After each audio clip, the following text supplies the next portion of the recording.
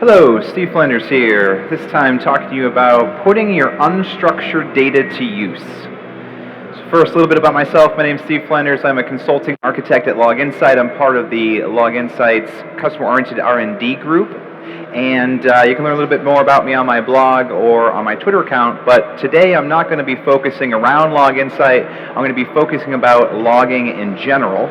And I may show a few examples using a logging tool such as LogInsight, but really this is meant to be generic and apply to any logging that you do in your environment today. So first, what is unstructured data? And what I'm going to be talking about today is specifically log messages, not Lumber, but actually log messages in your data center. Could be anywhere in your infrastructure. Could be the physical infrastructure, the compute, the network, the storage. Could be anything in the virtualization layer. Could be the VMs running on top, either the operating system or one or more applications, but logs in general. Now, the big question is, are you collecting logs today? Because that would determine if you can even put unstructured data to use in the first place. And hopefully, the answer is yes, because there's a lot of useful bits of information in log messages. They're great from a troubleshooting and root cause analysis perspective. They're great from security, compliance, governance, whatever your requirements are. Log messages will likely be very helpful to make you achieve your goals and be successful in your environment. Now, if you're not collecting them, then I would have a bunch of other questions, including like, what is your retention time for logs today? Or even more specifically, can your logs survive a reboot? For example, on a hypervisor, ESXi, if you haven't configured the scratch partition, then on reboot, all the logs in the system are lost. Well, it would be very hard to troubleshoot or fix an issue then if your hypervisor goes down, if you haven't configured the scratch space. How long, if you actually do retain them across reboots, how long would they last? If you look at vCenter server events, tasks, and alarms, in a very active environment, you could be rolling through these events on an hourly basis. They could filter out of the database because you didn't size it properly, or you just have a really active vCenter server instance. And again, from a troubleshooting root cause analysis perspective, by the time you call up a support organization looking to fix an issue, the logs that were relevant have probably already rotated out if you're not collecting them in some central location. Even if you have the logs locally and you do have a long retention period, the question becomes, how do you query over them? How do you get useful bits of information out?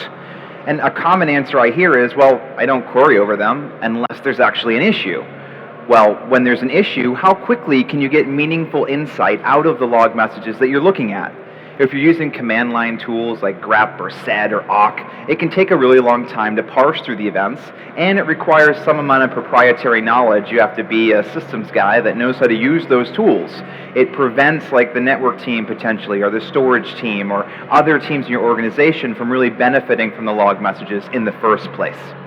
And then how do you correlate across systems? Sure, you might have an isolated issue that's only impacting one device in your environment, but more than likely you have issues going on in multiple locations. And there could be a cause and effect thing going on where one system's acting up, which is causing an outage in another part of your environment, and you wouldn't know unless you had the logs from both locations and you could correlate over them. And then finally, how long does it take you to resolve issues in your environment? I was just explaining how slow it can be to parse through these logs. They could have rotated out, so you might have to reproduce the issue multiple times before you can get to a true troubleshooting and root cause analysis step. So keeping them where they are and not centralizing them doesn't really make sense. So how do you collect logs if you're actually interested in doing so? First and foremost, you need some sort of syslog server or collector. I would say it really doesn't matter which one you use, but as you get to more advanced steps in analysis of these log messages, there are some features that you should look out for, and I'll mention those here in just a little bit. Once you have your collector stood up, the question becomes, how do you get your clients to start feeding in their log data? And, well, it really depends on the device. For example, ESXi fully supports syslog. There are command line ways to do it. There's an API way to do it. In the case of LogInsight, there's integration with vSphere to do it for you if you don't have a way of doing it. So it's merely just configuring the hypervisor to log to us. Now, for Linux, really easy. Most Linux distros come with a free syslog agent. It's usually syslog-ng or rsyslog. All you have to do is point it to wherever your centralized log collector is, and you're done. Probably the hardest one is Windows, because Windows does not natively support syslog. so you need some sort of third-party agent. But the good news is there's plenty of free ones available, and there's also paid ones depending on what features you care about and what you're trying to collect. I also have a couple links here to some blog articles that I did that give you a variety of different ways and options that are on the market today that you can use to configure Linux and Windows logging in your environment. What do you do after you have collected all these log messages? So you've made the first step of consolidating the log messages so you can hopefully get useful bits of information out, but if it's just sitting there and you're waiting for an issue to happen, it's not all that beneficial. So the answer should include, you're actually going to query over them. You can now correlate because you're getting it from different devices in your environment. You can visualize them, so I don't have to look at raw syslog messages because there's just lines and lines of this, millions, billions, trillions of lines. It's just too much. You can alert on them. You want to know if something meaningful is coming from the logs, and you want to be told if there's problems happening in your environment. Problem could be security thing. You're getting a DDoS attack, or someone constantly fails to log in the same username at the same time every day. All of this can be determined just by looking at the log messages, but you have to query over it, and then you have to alert on things that you really care about. You can report on them. Really, you can do anything. The goal is to manipulate the data so you're getting the insight that you need from the log messages. But probably the three most important things is that it should be quick, it should be extremely easy, and it should be done frequently. So for all of these different aspects of what you should be doing, all of them should be quick, all of them should be easy, all of them should be frequent. They shouldn't be only when you're having issues. They shouldn't be once a year for your annual audit. They should be on an ongoing basis. So how do you actually analyze those logs? Well, I just have a screenshot here of some logs. I actually stole this from William Lamb's blog, and we're looking at some hypervisor logs coming in. And typically you look at the logs, you might perform some amount of grep, and it highlights in there for you to show you what you're looking at. You may actually find a subsection that you care about, and so you might open up Paint or GIMP or whatever program you're using and highlight that section, take a screenshot, email it to someone and say, hey, look, I think I found a problem. But that's extremely inefficient. It takes time, it's slow, and it's not easily repeatable by everyone. What you really want is the ability to visualize the events. In most cases, when I'm starting to troubleshoot something, I don't care about the actual log lines coming in. I want to see what the problems are. So I have an example here of a screenshot of a logging tool. In this case, it's Log Insight, but it could be any logging product, where it's actually looking at the event. There's a query built in, and there's a nice, powerful visualization. Here, it's vSphere problem events by type. And very quickly, I can see I have storage issues here, my core dump's unconfigured, the scratch partition's unconfigured, I have a DHCP networking issue. I'm not even actually looking at the log messages, but I've extracted the meaningful bits of information out, and I can clearly see in the visualization where my pain points are. That's powerful. Now, when do you analyze logs? And I kind of touched on this in a few different areas. The most common place is when there's an outage. There's a problem, I need to fix it. I may not necessarily know what's going on. It's probably in the log messages, but I mean, things have already blown up, right? It's bad. We need to get an immediate response time. So querying over things and waiting for the response or waiting for the sysadmin to get online so he can look at the logs for you, it's inefficient. It's not going to get you to meet the SLAs, the demanding hybrid cloud environments that people are running today. There's also after an outage. Okay, we fixed the problem, that's great, but what happened? Why did it happen? How do we ensure it doesn't happen again? There's usually a pretty good audit trail in your log messages as well. So after the fact, you're going to be looking at those log messages and determining what you need to do, what processes you need to improve so it doesn't happen again. But when should you really be analyzing those logs? And of course, the answer is you want to do it before the outage. You want to be proactive, not reactive to issues in your environment. And log messages are powerful. In a lot of cases, you can see an issue coming to bubble up before it actually causes that big production outage in your environment, if you know what you're looking for, if you've queried over these logs appropriately, if you set the appropriate alarms. So that's where we want to get.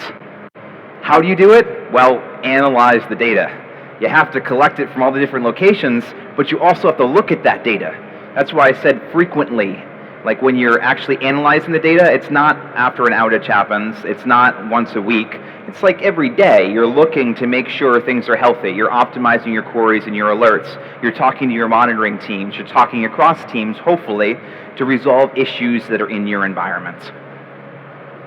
Now, where do you start if you don't have all the queries or alarms that you need?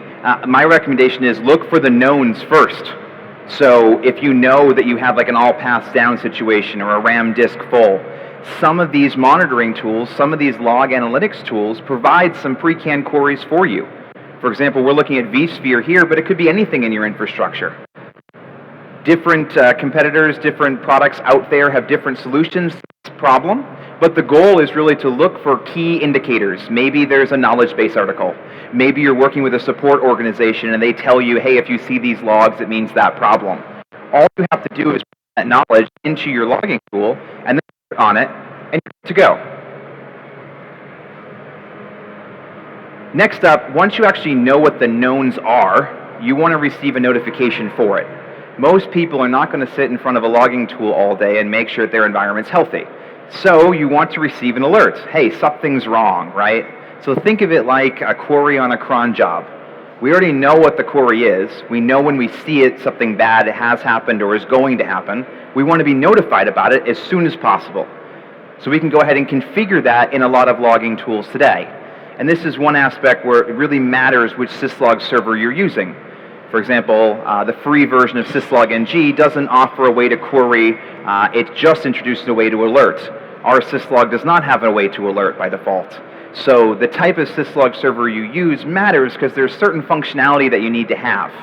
But at the end of the day, as long as you have the functionality necessary to solve the problems in your environment, any tool will do the job.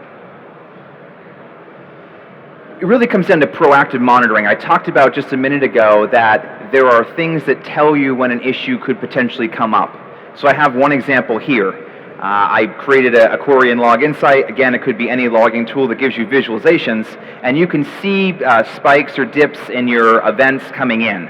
And I'm looking right now for an ingestion rate, and you can see in my environment the ingestion rate is steadily going up, which means I'm growing my environment. This is a good thing. But like most tools out there today, there's always a limit. I can only get to a certain size before I need to grow it. There are configuration maximums to be aware of. So if you know what those maximums are, and the log messages tell you where you're at, then you can alert on it. So we'll see a constant increase here, but maybe I want to define an alert that says, okay, once I reach a certain threshold, in this case I said 750, I reach that 750 mark, I know, hey, warning, we're getting close to a configuration maximum. We're getting close to an outage situation, or in this case, a dropped events situation. I want to prevent that. So I either need to scale up the environment or scale out to the environment so I can support more load in this environment. And that's being proactive. Before we actually reached the cap, before we actually started dropping events, we knew that there was an issue and we were ready to grow for it. The final question I would say is, if you are collecting your logs and you're actually analyzing them, the next logical step is to ask, well, what can the syslog server do for me? I'm not going to be sitting there all day. So we know that we can configure alerts, and behind the scenes it runs a nice little equivalent of a cron job for us.